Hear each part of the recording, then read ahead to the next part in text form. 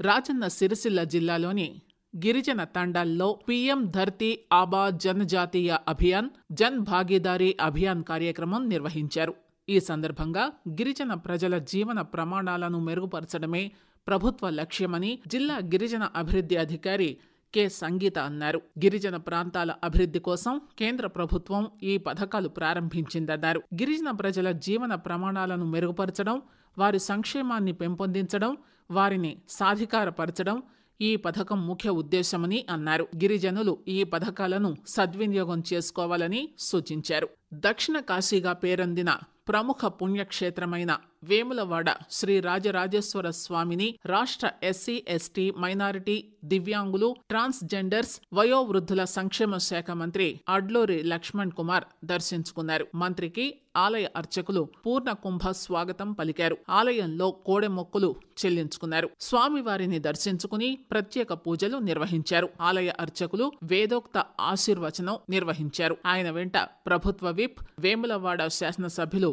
ఆది శ్రీనివాస్, గ్రంథాలయ సంస్థ చైర్మన్ నాగుల సత్యనారాయణ ఉన్నారు. కాగా జిల్లాలోని వేములవాడ పట్టణంలో ప్రధాన రోడ్డు విస్తరణలో భాగంగా చేపట్టిన ఇళ్లు, భవనాల కూల్చివేత పనులు వేగం పుంజుకున్నాయి. జిల్లా కలెక్టర్ సందీప్ కుమార్ ఝా ఆదేశాల మేరకు కూల్చివేత పనులకు శ్రీకారం చుట్టిన వివిధ విభాగాలకు చెందిన రోడ్డుకు ఇరువైపులా ఉన్న ఇళ్లు, భవనాలను తొలగించే ప్రక్రియను వేగవంతం చేశారు. రోడ్ల వెడల్పు ప్రక్రియలో 243 భవనాలను తొలగించాలని అధికారులు యజమానులకు నోటీసులు జారీ చేసి పలువురికి ఇప్పటికే నష్టపరిహారం అందజేశారు. మరోవైపు తమకు అన్యాయం జరుగుతోందంటూ 88 ఇళ్లు, భవనాల యజమానులు కోర్టును ఆశ్రయించి స్టే పొందడంతో వాటిని మినహాయించి మిగతా నిర్మాణాలను తొలగించే పనిలో అధికారులు నిమగ్నమయ్యారు. నేత కార్మికులు మద్యపానం తదితర వ్యసనాల నుంచి విముక్తి పొందాలని వైద్య ఆరోగ్య శాఖ mind care and counselling centre psychologist K. Punnam Chander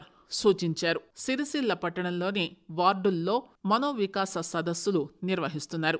ఈ సందర్భంగా మాట్లాడుతూ ఆయన మద్యపాన వ్యసనం సైకోసోమాటిక్ డిజార్డర్ వ్యాధిగా మారుతోందన్నారు. శారీరక, మానసిక ఆరోగ్యాన్ని దెబ్బతీస్తుందన్నారు. మద్యపాన వ్యసనం నుంచి బయటపడడానికి ప్రభుత్వ ఆసుపత్రిలో మైండ్ కేర్ అండ్ కౌన్సిలింగ్ సెంటర్లో సైకాలజిస్టులను ఏర్పాటు చేసినట్టు తెలిపారు. జిల్లాలోని వేములవాడ పట్టణంలోని వేణుగోపాల స్వామి ఆలయంలో రుక్మిణి సత్యభామ సమేత వేణుగోపాల స్వామి వారి కళ్యాణ మహోత్సవం వైభవంగా నిర్వహించారు. ప్రతి సంవత్సరం లోక కళ్యాణార్థం ఈ ఆలయంలో అధ్యయన ఉత్సవాలు నిర్వహించి కళ్యాణ మహోత్సవం ఆనవాయితీగా నిర్వహిస్తున్నారు. వేద పండితుల ఆధ్వర్యంలో కళ్యాణోత్సవం, భక్తోత్సవం, పూర్ణాహుతి, సదస్యం నిర్వహించారు. పెద్ద సంఖ్యలో భక్తులు తరలివచ్చి స్వామివారి కళ్యాణంలో పాల్గొన్నారు. జిల్లాలోని తంగళ్లపల్లి మండల కేంద్రంలోని Telangana tribal welfare residential degree కళాశాలలో అధ్యాపకులను నియమించాలని కళాశాల విద్యార్థినులు ఆందోళన చేశారు. ఈ విషయం తెలుసుకున్న తంగళ్లపల్లి తహసీల్దార్ జయంత్ కుమార్ అక్కడికి చేరుకుని విద్యార్థినులతో మాట్లాడారు. సమస్యను పరిష్కరిస్తామని హామీ ఇవ్వడంతో విద్యార్థినులు ఆందోళన విరమించారు. జిల్లాలోని ఎల్లారెడ్డిపేట మండలం రాచర్ల గొల్లపల్లిలో టాస్క్ ఫోర్స్, స్థానిక పోలీసులు అక్రమంగా నిల్వ ఉంచిన 60 క్వింటాళ్ల రేషన్ బియ్యాన్ని స్వాధీనం చేసుకున్నారు. గ్రామానికి చెందిన దేవయ్య ఇంట్లో వీటిని స్వాధీనపరుచుకున్నారు. తదుపరి చర్యల నిమిత్తం అతనిని టాస్క్ ఫోర్స్ బృందం స్థానిక పోలీసులకు అప్పగించారు. రేషన్ బియ్యం